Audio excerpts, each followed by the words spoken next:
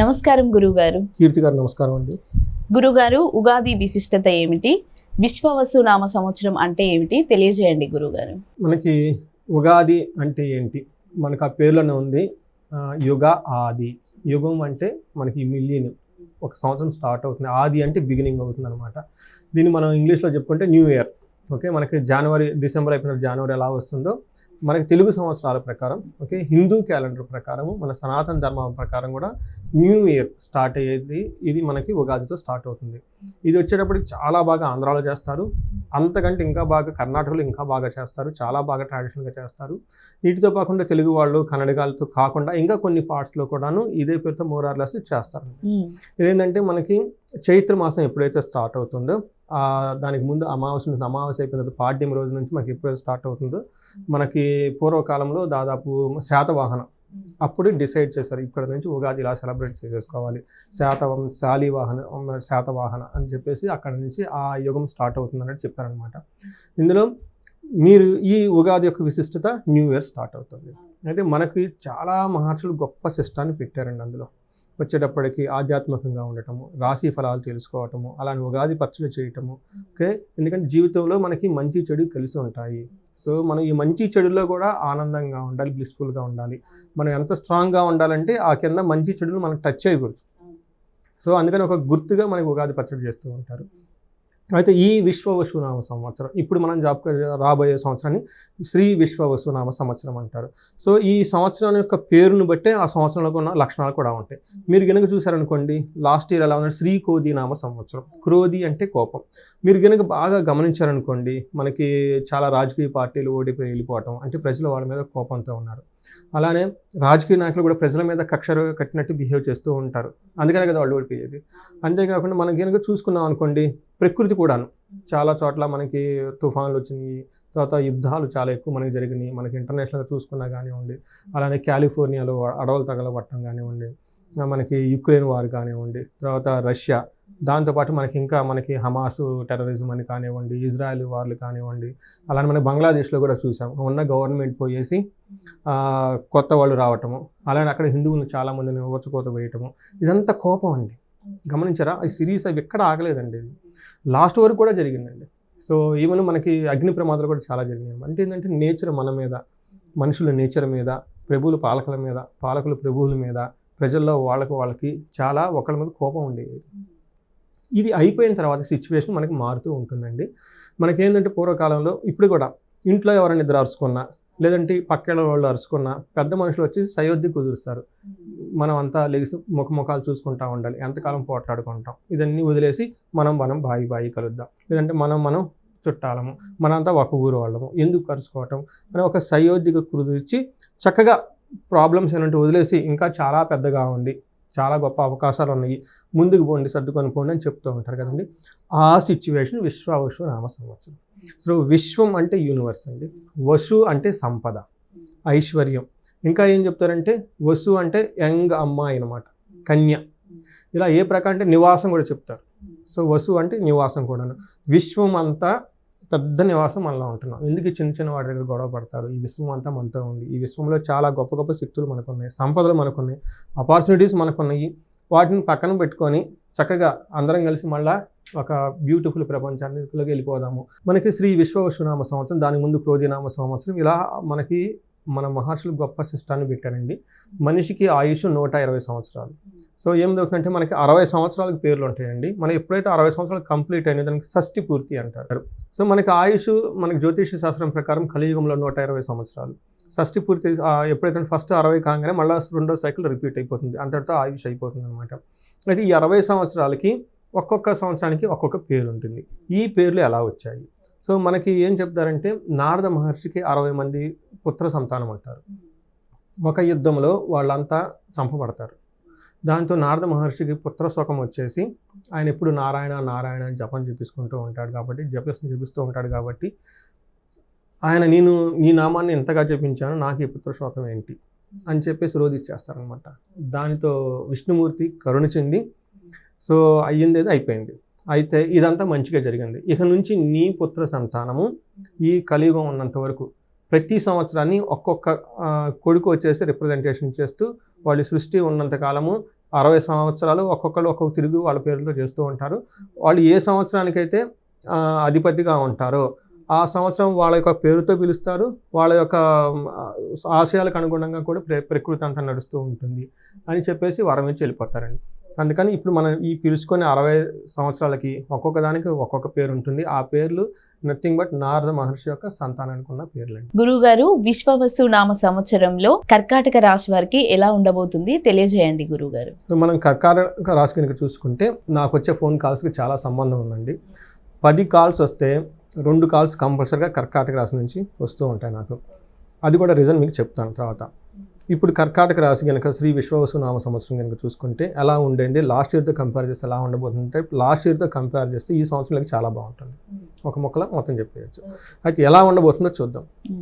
First ఈ కర్కాటక రాశి వాళ్ళకి పునర్వసు 4వ పాదం, పుష్యమి 1, 2, 3, 4 పాదాలు, ఆశ్లేష 1, 2, 3, 4 పాదాలంతా మనకి కర్కాటక రాశిలో ఉంటాయి. పేరు బలం కనుక చూసుకుంటే హీ, హూ, హే, హో, డా, డీ, డూ, డే, డో, ఈ అక్షరాలు మోరాలస్ ఇదే సౌండ్తో ఉన్న వాళ్ళంతా కూడా మనకి కర్కాటక రాశి కింద వస్తారని గమనించుకోవాలి. మనకి కందాయ ఫలితాలు అంటారు. ఇందులో చూసుకుంటే ఆదాయము, వ్యయము, రాజ్యపూజ్యము, అవమానం. ఇందులో ఆదాయము తర్వాత వ్యయం వీళ్ళకి జనుక చూసుకుంటే వీళ్ళకి ఆదాయం 8 ఉందండి, తర్వాత వ్యయం 2 ఉంది. సో ఎలా ఉందండి? బాగుంది. తర్వాత రాజ్యపూజ్యం 7, అవమానం 3. ఇది కూడా బాగుంది. యాక్చువల్గా లాస్ట్ ఇయర్ అంతకుముందు ఇయర్ చూసుకుంటే ఈ ఫిగర్స్ వాళ్ళకి రివర్స్ ఉంటాయి. సో ఇది ఈ సంవత్సరం వీళ్ళకి ఈ చిన్న ఫిగర్స్ మనకు చెప్తుంది ఎలా ఉండబోతుంది వీళ్ళకని చెప్పేసి. రెండోది, ఫస్ట్ మనకి వీళ్ళకి రాశి ఈ రాశులకి గ్రహస్థితి ఎలా ఉందో చూద్దాం. వీళ్ళకి శని మీన రాశిలో 29 అంటే ఆల్మోస్ట్ ఉగాది పండుగ రోజు నుంచి అక్కడ ఉంటున్నారండి. గురువు వచ్చేటప్పటికి మిథున రాశిలో, రాహుకేతులు కుంభరాశిలోకి సింహరాశిలోకి ప్రవేశిస్తున్నారండి. వీళ్ళు వచ్చేటప్పటికి మే 14న గురువు సంచలనము, తర్వాత రాహుకేతువులు మే 18న. అంటే టోటల్గా మే మంత్న చాలా మందికి ప్రతి ఒక్కరికి వాళ్ళ జీవితాల్లో చాలా చాలా చేంజెస్ అయితే రాబోతున్నాయి ఈ గ్రహ యొక్క మార్పు వల్ల.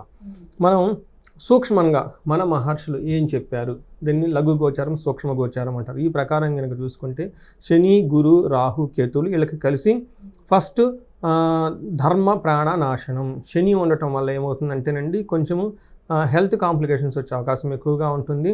తర్వాత గురువు 12th హౌస్లో ఉండటం వల్ల దుఃఖము, భయం, అనవసరమైన దుఃఖం కలిగే అవకాశం ఎక్కువగా ఉంది, భయం ఉండే అవకాశం ఎక్కువగా ఉంది. రాహు 8th హౌస్లో ఉండటం వల్ల పీడనం, బాడీకి శారీరకంగా ప్రాబ్లం వచ్చే అవకాశం ఎక్కువగా ఉంటుంది. కేతు వచ్చేటప్పటికి నైవశం, కొంచెం డబ్బులు రాకుండా ఇబ్బంది పడే అవకాశం ఎక్కువగా ఉంది. ఈ యొక్క కాంబినేషన్ మనకి సూక్ష్మంగా ఎలా ఉంటుంది ఓవరాల్గా చెప్పొచ్చు. అయితే ఇది కాకుండా వీళ్ళకి మీకు ఇందాక చెప్పాను, లాస్ట్ నాకు ఇయర్లో 10 ఫోన్ కాల్స్ వస్తే 2 ఫోన్ కాల్స్ ఈ కర్కాటక రాశి నుంచే వచ్చారు. అది ఎందుకంటే అండి లాస్ట్ 2.5 years ఈ రాశి వాళ్ళు అష్టమ శనితో చాలా బాధలు పడ్డారు. సో ఈ అష్టమ శనిలో వాళ్ళకి రకరకాల ఫోన్ కాల్స్ నాకు, కొంతమంది డైవర్స్లు, కొంతమంది సూసైడ్ అటెంప్ట్లు, కొంతమంది అప్పులు చేసి బిజినెస్లు చేసి డబ్బులన్నీ పోగొట్టుకొని ఆ అప్పులు తీసి దాని లాస్ట్కి మళ్ళీ అప్పులు చేసి అప్పులకు మళ్ళీ వడ్డీలు కట్టుకోవటము, తర్వాత కొంతమందికి ఇంట్లోనే గొడవలు, అవమానాలు, కోర్టు కేసులు, ఇలా అన్ని రకరకాల కేసులన్నీ నాకు ఇవే వచ్చాయండి. మనకి పుష్యమి నక్షత్రం తీసుకున్న, ఆశ్లేష నక్షత్రం తీసుకున్న వీళ్ళకి ఎక్కువ నాకు వస్తే ఫోన్ కాల్స్ ఇవి. అయితే ఇలా లాస్ట్ 2.5 years బాగా సఫర్ అయిపోయిన ఈ రాశి వాళ్ళు ఒక మేజర్ రిలీఫ్ అయితే రాబోతుందండి. ఉగాది పండగ నుంచి అష్టమ శని వీళ్ళకి వెళ్ళిపోతుంది. ఆ శనికి బాధలు పడిన శని పీడల నుంచి విముక్తి అయితే రాబోతుంది. అది చాలా చాలా పెద్ద రిలీఫ్ అండి వీళ్ళకి. తర్వాత ఇంకా అక్కడి నుంచి మిగతాయి నార్మల్ లైఫ్ అయిపోతుంది అనమాట. సహజంగా ప్లస్ మైనస్ పాయింట్స్ ఉంటాయి, అంత ఇబ్బంది అయితే ఉండదండి వీళ్ళకి. అయితే వీళ్ళకి 9వ ఇంట్లో శని రావడంతో ఏం జరుగుతుంది అంటే అష్టమం నుంచి 9th హౌస్కి రావడంతో ఎలా ఉంటుంది, మన మహర్షులు ఏం జరగబోతున్నది మనకి చూద్దాం.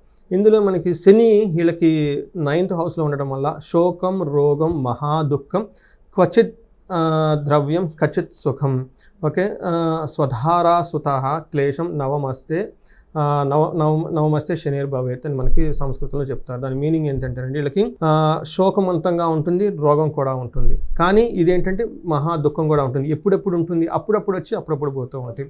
ఖచ్చిత్ సుఖం, ఖచ్చిత్ సుఖం, కొన్ని వేళల్లో సుఖంగా ఉంటుంది, కొన్ని వేళల్లో దుఃఖంగా ఉంటుంది, కొన్నిసార్లు లాభం ఉంటుంది, కొన్నిసార్లు నష్టం ఉంటుంది, కొన్ని అప్స్ అండ్ డౌన్స్తో ఒక బ్యాలెన్స్డ్గా వెళ్ళిపోయే టైం అని మనం చెప్పుకోవాలన్నమాట. అంతేకాకుండా వీళ్ళకి ఒక్కొక్క టైంలో బాగా ధనలాభం ఉంటుంది, ఒక్కొక్క టైంలో మంచి సుఖంగా హ్యాపీగా ఉంటారు. ఒకనప్పుడు కొన్నిసార్లు భార్యలతో గొడవలు, కొన్నిసార్లు కుమారులతో గొడవలు, ఏమవుతుందంటే కొంచెం అప్స్ అండ్ డౌన్స్తో వెళ్ళేది. బట్ ఓవరాల్గా మనకు అంతకుముందు శనితో కంపేర్ చేస్తే నవములో శని అంత ఇబ్బంది అయితే పెట్టరండి. ఒక తటస్థంగా ఉండే తీసుకొని పోయి అని చెప్పుకోవాలి. అంతేకాకుండా వీళ్ళకి 11వ ఇంట్లో హౌస్లో దృష్టి ఉండటంతో ఇక్కడ శని యొక్క దృష్టి చాలా యోగ్యతనిచ్చేసి చాలా మంచి జరుగుతుంది. వీళ్ళకి 9th హౌస్లో ఉన్నా కానీ యావరేజ్గా ఉన్నా కానీ వాళ్ళ యొక్క దృష్టి 11th మీద అంటే 11వ ఇంట్లో ఉండటం వల్ల ఏమవుతుందంటే అండి ప్రాఫిట్స్ చాలా బాగుంటాయి, తర్వాత కంఫర్టబుల్గా ఉంటుంది, లైఫ్ అనేది ఫుల్ సాటిస్ఫాక్షన్గా ఉంటుంది.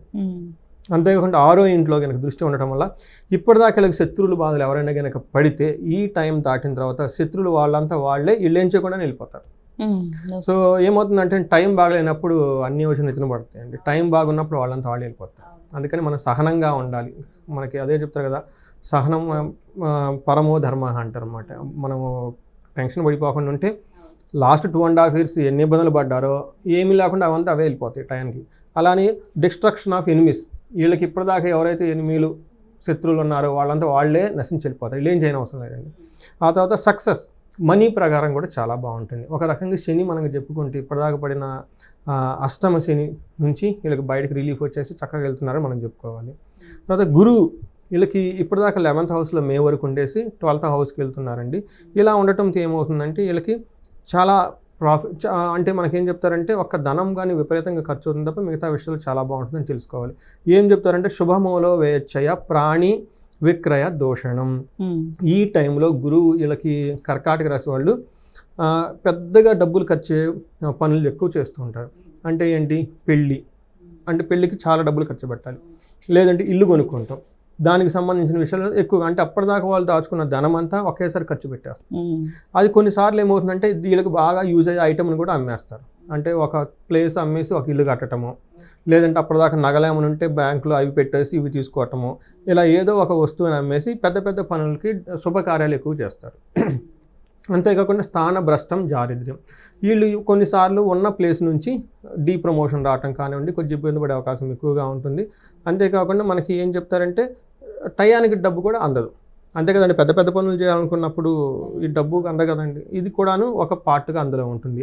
ఇది ఒక రకంగా చెప్తానంటే మనకు శుభ సూచకం అని కూడా చెప్పుకోవాలి, ఒక డబ్బు విషయంలో తప్ప, బట్ మిగతా విషయాలు చాలా బాగుంటుంది. అది వీళ్ళకి 4వ ఇంట్లో దృష్టి ఉండటం వల్ల ఎడ్యుకేషన్లో చాలా బాగుంటుంది, ఓవరాల్గా లైఫ్ అనేది సుఖప్రదంగా ఉంటుంది. 9వ ఇంట్లో కూడా దృష్టి ఉండటం వల్ల వీళ్ళకి లాంగివిటీ దీర్ఘాయువు కూడా వచ్చే అవకాశం ఎక్కువగా ఉంది. మనం కనుక చూసుకుంటే ఒక రకంగా వీళ్ళకి శని బాగున్నారు, గురువు కూడా బాగున్నారని మనం చెప్పుకోవాలి. అయితే వీళ్ళకి 9వ ఇంట్లో రాహు ఉండటం వల్ల వీళ్ళు కూడాను కొంచెము శారీరక బాధలు, మానసిక చింతలు ఎక్కువ ఉండే అవకాశం ఎక్కువగా ఉంటుంది. అధికారులతో కోపం ఎక్కువగా ఉంటుంది. తర్వాత ప్రయాణాలు ఎక్కువగా చేసే అవకాశం ఎక్కువగా ఉంటుంది. సో ఈ ప్రకారంగా ఇక్కడ చూసుకుంటే మనం ఓవరాల్గా కర్కాటక రాశి వాళ్ళకి అంత ముందుతో పోలిస్తే చాలా చాలా బాగుందని మనం తెలుసుకోవాలి. గురువు గారు, నక్షత్రాల పరంగా 3 నక్షత్రాలు ఉంటాయి కదా, నక్షత్రాల పరంగా కర్కాటక రాశి వారికి ఎలా ఉండబోతుంది? మనం కర్కాటక రాశి కనుక చూసుకుంటే 3 నక్షత్రాలు ఉంటాయండి, పునర్వసు, పుష్యమి, ఆశ్లేష. ఇందులో పునర్వసు నక్షత్రం కనుక చూసుకుంటే వీళ్ళకి రోగాధిక్యం, హెల్త్ కాంప్లికేషన్స్, భయం జరిగే సంఘటనలు ఎక్కువగా ఉంటాయి. బట్ వీళ్ళకి చాలా మంచి కూడా జరుగుతుంది. అందులో ఏంటంటే వీళ్ళకి రాజ సమాన సౌఖ్యము, చక్కగా లైఫ్ అంతా కంఫర్టబుల్గా హ్యాపీగా ఉంటుంది. ఫారిన్ వెళ్ళాలనుకున్న వాళ్ళకి చాలా అవకాశం అంతంగా ఉంటుంది. సర్వజన పూజ్యము, అందరి నుంచి అప్రిసియేషన్, గౌరవం వస్తుంది. 2 విషయాలు కేర్ఫుల్గా ఉండాలి. హెల్త్ విషయంలో వీళ్ళు ఏదో ఒక విషయం గురించి భయపడే సిచ్యువేషన్స్ వచ్చే అవకాశం ఎక్కువగా ఉంది పునర్వసు వాళ్ళకి. పుష్యమి నక్షత్రం వాళ్ళకి రాజ సమాన సౌఖ్యము, ఎందుకంటే ఇప్పటిదాకా శని వాళ్ళకి చాలా ఇబ్బందులు పెట్టారండి. ఇక్కడ నుంచి అది అయిపోయింది కదండి. ఇది గిఫ్ట్ ఏంటంటే వీళ్ళకి రాజ సమాన సౌఖ్యము, తర్వాత ప్రమోషన్ రావటము, తర్వాత ఫారిన్ వెళ్ళాలనుకున్న వాళ్ళకి చాలా చక్కగా మంచి అవకాశాలు ఉండే అవకాశం ఎక్కువగా ఉంది. తర్వాత వీళ్ళకి హెల్త్ విషయంలో కొంచెం జాగ్రత్తగా ఉండాలి.